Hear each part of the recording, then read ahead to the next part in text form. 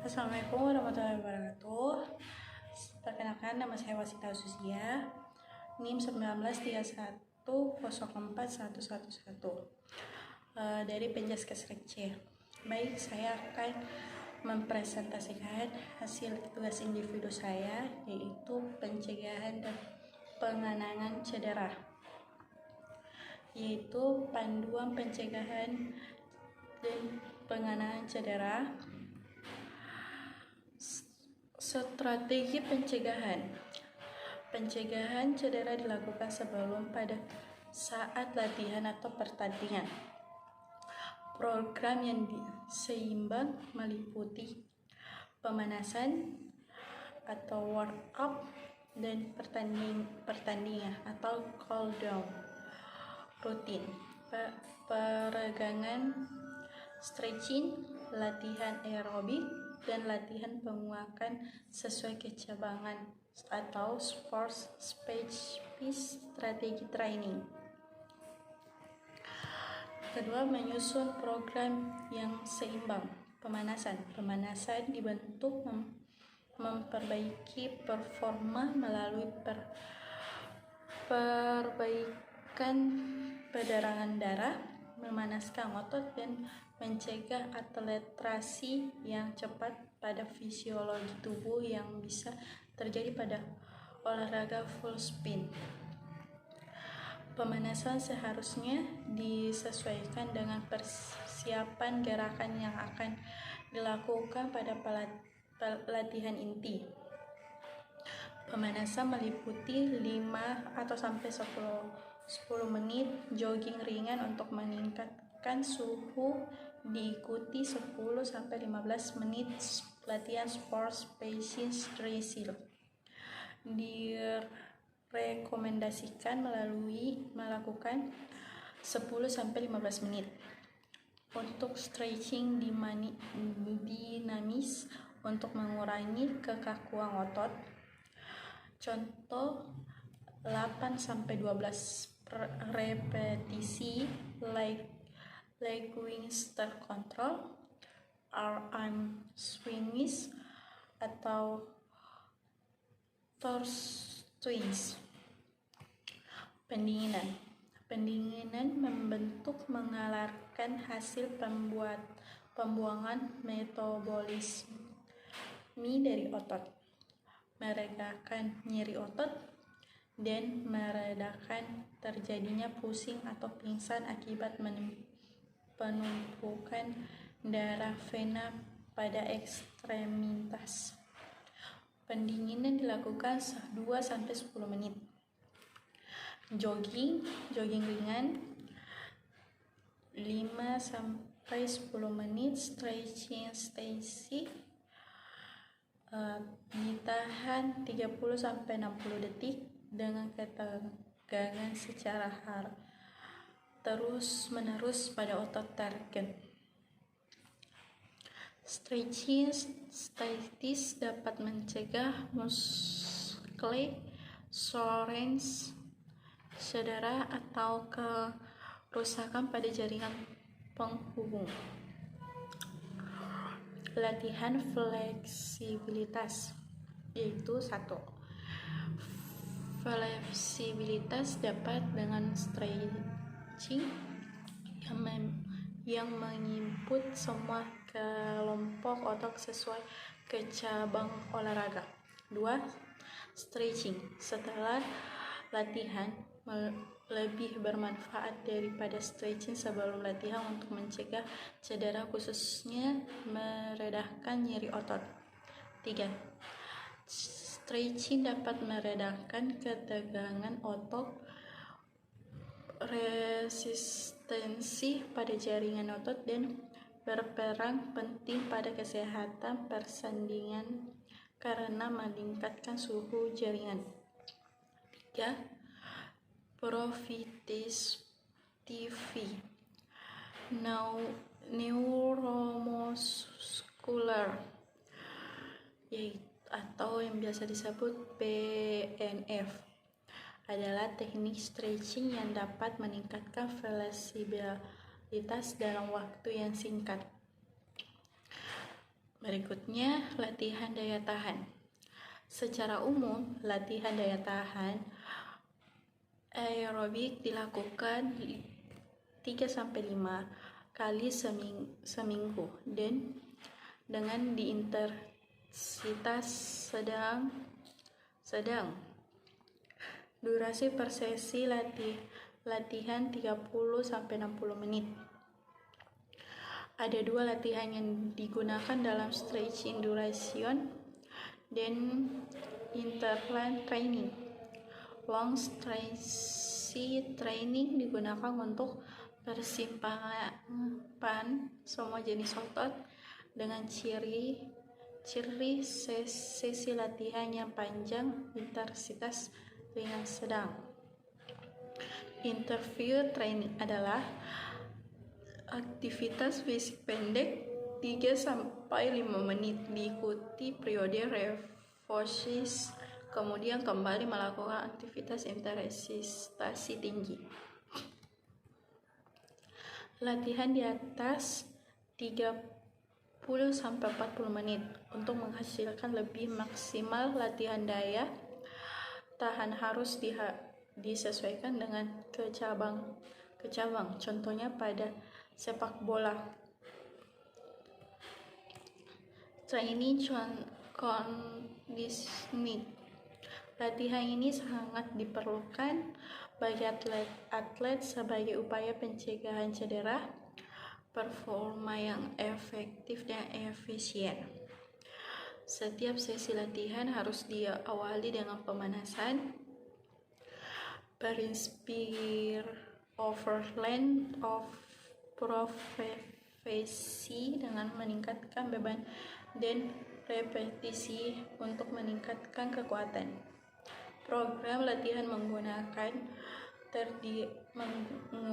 terdiri dari latihan terbuka, di mana menunjuk sebagai tubuh yang dilatih bebas bergerak, dan latihan tertutup. Kontraksi otot terdiri dari kontraksi isotonik, kontraksi isomotrik, dan isokinetik. Program penguatan harus dilakukan dengan seimbang untuk membentuk keseimbangan otot. Cross training. Cross training adalah olahraga atau latihan di luar olahraga kecabang, merupakan metode yang sering dilakukan untuk mengurangi risiko cedera. Latihan ini cocok dilakukan selama latihan mini-term, pada saat off-season atau selama istirahat dari latihan. Program latihan harus dilakukan pada periode terbatas pada istirahat total tidak lebih dari 2-3 minggu. Latihan ini biasanya memberikan istirahat efektif, khususnya pada persandingan saat perbaikan daya tahan keseluruhan. Pemeriksaan secara periodik. Pemeriksaan periodik perlu dilakukan untuk mengetahui perkembangan kebugaran dan mengevaluasi efektivitas latihan. Pemeriksaan meliputi unit latihan, daya latihan, beban, dan intensitas, teknik dan perlengkapan yang sesuai. Kesalahan biomekanik biasa disebabkan abnormalitas anatomis, statis, dan abnormalitas fungsional. 2 masalah tersebut dapat diatasi dengan memperhatikan pada perlakuan yang digunakan. Syaratnya adalah 1. Perlengkapan harus pas sesuai anatomi individu dan fungsinya. 2. Protesi alat atau pelindung yang digunakan harus benar-benar aman dan melindungi. Makanan yang bergizi. Diet yang sesuai sangat penting untuk performa yang optimal. Untuk memperbaiki atau menjaga kesehatan, atlet harus mengikuti diet yang dibuat 15-20%, 30% lemak dan 50-55 karbohidrat, disesuaikan dengan kebutuhan individu atlet. Untuk mencegah cedera, mengkonsumsikan kalori yang cukup. Untuk diet anti-inflamasi tidak hanya membantu mencegah cedera tetapi juga mempercepat recovery pada saat cedera. Karbohidrat. Massa otot tidak bias didukung tanpa karbohidrat yang mencukupi. Karbohidrat memberikan energi utama yang pada tubuh saat berolahraga. Selama latihan, proses pencernaan tubuh memecahkan karbohidrat menjadi glukosa dan penyimpanan dalam bentuk glikogen. Selama latihan, glikogen diubah menjadi glukosa dan digunakan untuk energi. Kemampuan untuk menyokong latihan tergantung pada jumlah glikogen. Jika durasi pertandingan 90 menit, glikogen otot standar memberikan supaya energi yang dibutuhkan. Untuk pertandingan 90 menit, karbohidrat loading di atas 3 hari. Karbohidrat yang disarankan adalah karbohidrat kompleks, padi-padian, buah, dan sayuran. Peningkatan level gula darah untuk tidak sesignifikan gula atau karbohidrat sederhana. Gula dalam jumlah besar dapat meningkatkan dehidrasi. Protein dapat berguna untuk memulihkan perbaikan otot setelah latihan atau pertandingan. Secara umum, konsumsi protein yang dianjurkan adalah 1,0 hingga 1,5 kgbb untuk latihan reguler dan dapat ditingkatkan pada atlet endurance sport. Sumber protein berasal dari diet normal dan tidak melalui suplemen. Lemak esensial untuk menyokong tubuh fungsi. Atlet harus mengonsumsi asam lemak omega 6 dan omega 3. Asam lemak omega 3 dikenal juga AGMA, Lioness IC atau GLA, yang meningkatkan proteoglis yang meredakan inflamasi. Asam lemak 9 cheese bersama asam lemak omega 3 juga dapat membantu meredakan inflamasi. Antioksidan adalah mekanisme alami tubuh untuk menghalau kekuasaan jaringan oleh radikal bebas melalui pembatasan proses peroksidasi lemak. Antoniminasi merupakan perilofenol, flavonoid, dan vitamin C dan E. Vitamin dan mineral.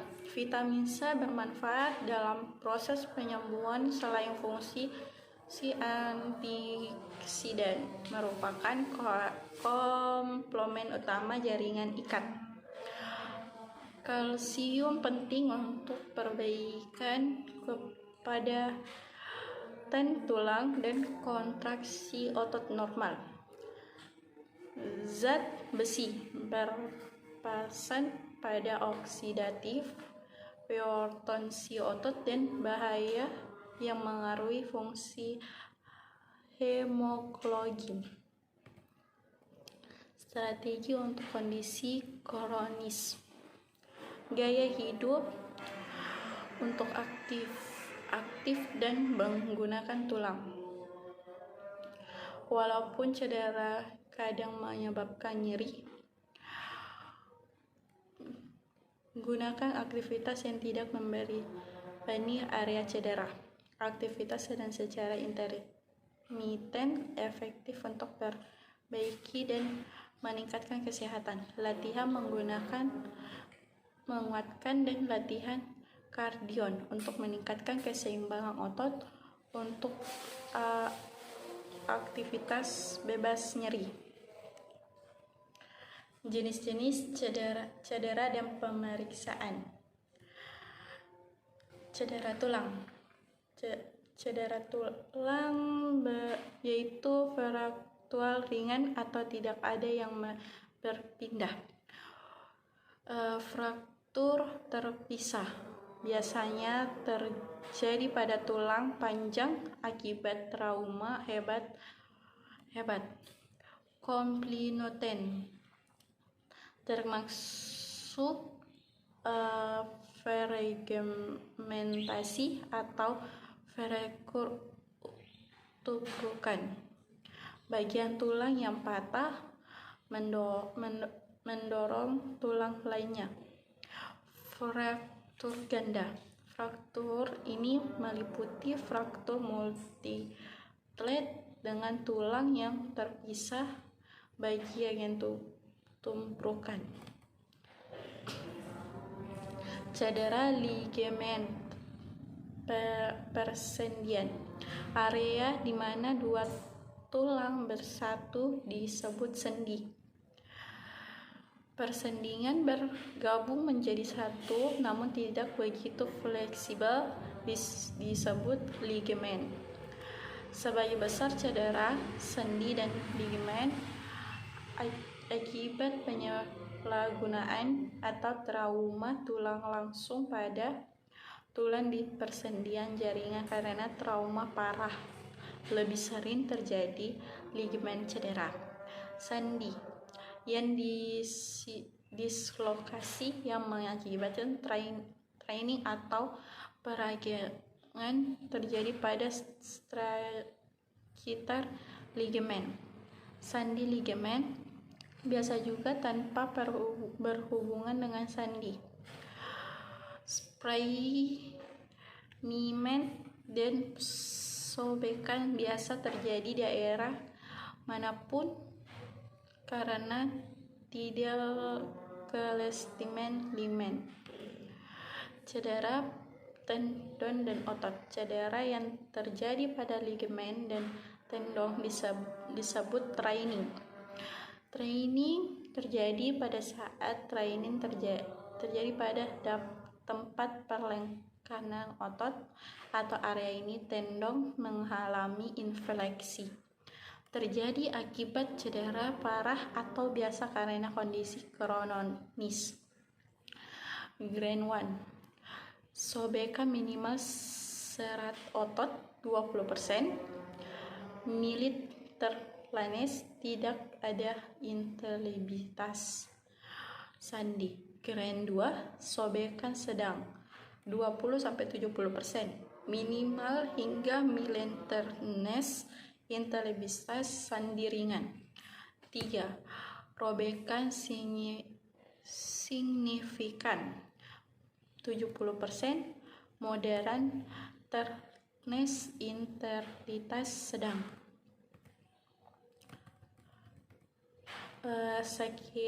Apabila ada salah kata atau salah penjelasan mohon dimaafkan. Sekian dari saya. Assalamualaikum warahmatullahi wabarakatuh.